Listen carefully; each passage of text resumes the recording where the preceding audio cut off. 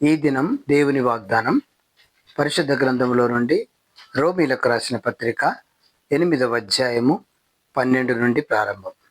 కాబట్టి సహోదరులారా, శరీరానుసారముగా ప్రవర్తించుటకు మనము శరీరమునకు రుణస్థులము కాము. మీరు శరీరానుసారముగా ప్రవర్తించిన యెడల చావవలసిన వారై ఉందురు, కానీ ఆత్మచేత శరీర క్రియలను చంపిన యెడల జీవించెదరు. దీని మీనింగ్ ఏమిటంటే, మనం ఈ జీవితంలో ఎప్పుడైతే రక్షణ పొందామో, మారు మనసు పొందామో, బాప్టిజం తీసుకొని బైబిల్ అంతా చదువుతూ దాని గురించి తెలుసుకుంటూ రక్షణ అనే దానికి విలువనిచ్చినట్టయితే, రక్షణ అంటే పాపాలు క్షమించబడటం, దేవుడు చేసే మొదటి ప్రక్రియ అది. కాబట్టి సహోదరులారా అని చెప్పి శరీరానుసారులుగా ఎప్పుడైతే పాప రోత జీవితము రక్షణ ద్వారా మనం పొందిన తర్వాత, అంతకుముందు మనం పాపులమే, అంతకుముందు రక్షణ పొందకముందు మనం అన్నీ చేశాం, అది శరీరానుసారమైన మనస్సుకు లోబడిందే.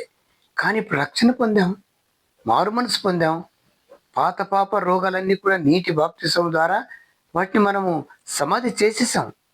చేసిన తర్వాత ఒక నిర్ణయం చేసుకున్నాం, ఇక ఇటువంటి పాత రోత జీవితము శరీరానుసారంగా నడవకూడదు అని మనం ఒక నిర్ణయం చేసుకున్న తర్వాత దానికి బద్ధులమై ఉండాలి. అలా నిర్ణయం చేసుకుంటే ఉండలేము. ఎప్పుడైతే నువ్వు వాక్యానుసారంగా జీవిస్తావో, వాక్యాన్ని బాగా చదువుతుంటావో, ప్రార్థన చేసుకుంటూ ఉంటావో, ఆత్మీయ జీవితంలో ముందుకెళ్తుంటావో, రెగ్యులర్గా మందిరానికి వెళ్ళటం, ఏదైనా తెలియకపోతే పాస్టర్ గారిని అడగటం, లేకపోతే నీకు నువ్వే ప్రార్థించుకొని వాక్యం చదువుకోవటం, ఇవన్నిటి ద్వారా ఆ శరీర క్రియలను జయించవచ్చు అని దేవుడు ఇక్కడ చెప్తా ఉన్నాడు. కాబట్టి ఇంకా రక్షణ పొంది మారు మనసు పొంది కంప్లీట్గా క్రైస్తవ అయిన తర్వాత కూడా పాతవన్నీ ఇంకా నీ దగ్గర రిపీట్ అవుతున్నాయంటే నీకు సరైన రక్షణ జరగలేదని అర్థం.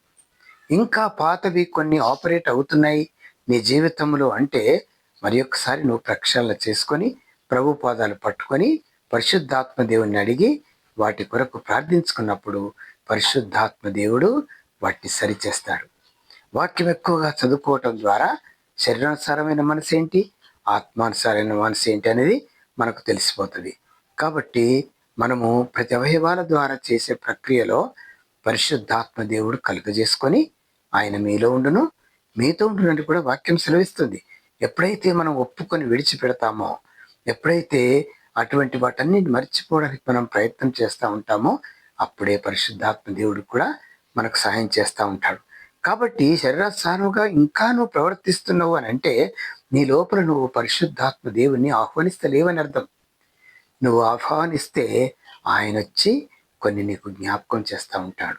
సరైన శ్రమలు ఎక్కడ వెళ్ళాలి, ఏం చేసుకోవాలి, వాక్యం చదువుకోవాలి, ప్రార్థన చేసుకోవాలి, మందిరానికి వెళ్ళాలి, పరిశుద్ధులతో సహవాసం కలిగి ఉండాలి, ప్రార్థనలు, వాక్యములు, పాటల్లో ఇవన్నీ కూడా ఈ వాక్యానుసారంగా జీవితం మనకు అలవడుతుంది. అందుకొరకే ఈ శరీరానుసారమైనటువంటి మనస్సు పోయి ఆత్మానుసారమైన మనస్సు మనకు వస్తుంది. అంతకుముందు మాట్లాడిన చెడ్డ మాటలు, అబద్ధాలు అవన్నీ వెళ్ళిపోయి ఇప్పుడు మనము ఆ విధంగా ఉండకూడదు, ఈ వాక్యానుసారంగా జీవించాలని మనము నేర్చుకుంటాం. అది ఒక్కసారి వచ్చేటటువంటి ప్రక్రియ కూడా కాదు. కొన్నిసార్లు కొన్ని నెలలు కూడా అది మనకు అలవాటు అవుతూ ఉంటుంది. అలవాటు ఎలాగ అవుతుంటుందో అలాగనే నువ్వు పరిశుద్ధాత్మ దేవుని అడుగుతూ ఉంటే ఆ విధంగా మనము పూర్తిగా ఆత్మీయ అనుసారంగా జీవిస్తాం. అందుకొరకే వాక్యములు ఏం సెలవిస్తుంది, ప్రియుడాని ఆత్మలో వర్ధిల్లుచున్న ప్రకారం అన్నింటిలో అనుంది. మొదట నా రాజ్యం నీతిని వెతకండి, వెనకవన్నీ యాడెడ్ అనుంది. కాబట్టి ఎప్పుడైతే మనం వాక్యము, ప్రార్థన ఇవి రెండు మనం చదువుకొని మరి అవి అలవాటు చేసుకుంటామో ఆటోమేటిక్గా పరిశుద్ధాత్మ దేవుడు నీ పాప రోత జీవితాన్ని, నీటి బాసుర సమాధి చేసిన దాన్ని జ్ఞాపకం చేసి అటువైపునకు వెళ్లకుండా పరిశుద్ధాత్మ దేవుడు ఒక కట్టడ వేస్తాడు. అదే మీరు శరీరానుసారముగా ప్రవర్తించిన యెడల చావవలసిన వారి, రక్షణ పొంది మారు మనసు పొంది వాకి తీసుకున్నా కూడా తిరిగి చావవలసిన వారంగా ఉన్నాం. ఎందుకంటే మనలో మార్పు లేదు. ఎప్పుడైతే మనము ఆత్మ చేత శరీర క్రియలను చంపిన యెడల జీవించదము. చూసారా, ఈ విధమైన ప్రక్రియ పరిశుద్ధాత్మ దేవుడు చేస్తాడు. మనం వాక్యము, ప్రార్థన చేసుకొని ఉంటే చాలు. దేవుడి వాక్యము దీవించును గాక. చిన్న ప్రార్థన చేసుకుందాం. ప్రేమ నమ్మకమైన తండ్రి, శరీరానుసారమైన మనసు, ఆత్మానుసారమైన మనసు, ఇవి రెండు కూడా ప్రభువా మాలో ఉన్నప్పుడు మేమేమీ చేయలేం. కానీ ఎప్పుడైతే ఈ యొక్క ఆత్మానుసారం ద్వారా, అంటే వాక్యం చదువుకోవటం ద్వారా, ప్రార్థన చేసుకోవటం ద్వారా శరీరక్రియను చంపినట్లయితే మీరు జీవించదని చెప్పారు.